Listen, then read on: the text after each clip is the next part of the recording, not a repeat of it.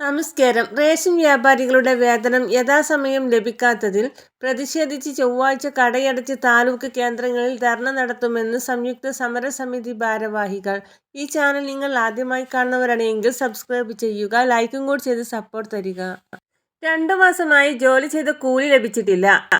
Supreme കോടതി ഉത്തരവ് ഉണ്ടായിട്ടും കിറ്റ് കമ്മീഷന്റെ പകുതിയാണ് ലഭിച്ചത്.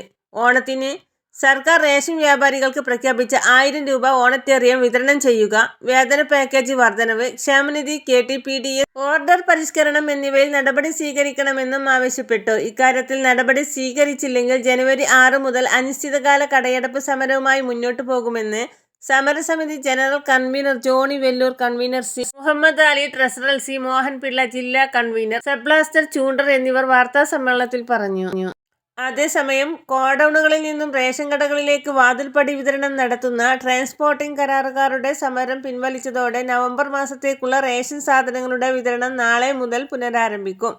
കഴിഞ്ഞ ദിവസം മന്ത്രിമാരായ GR അനിൽ, V ശിവൻകുട്ടി എന്നിവരുമായി കരാറുകാരുടെ സംഘടന നടത്തിയ ചർച്ചയെ തുടർന്നാണിത്. ചുമട്ടുതൊഴിലാളി ക്ഷേമനിധി ബോർഡിൽ അടയ്ക്കേണ്ട വിഹിതം കുടിശ്ശികയാണെന്നതിനെ തുടർന്നുള്ള പിഴപ്പലിശ ഒഴിവാക്കണമെന്ന കരാറുകാരുടെ ആവശ്യം ചർച്ച ചെയ്യാൻ 22-ന് ക്ഷേമനിധി ബോർഡ് യോഗം ചേർന്നു.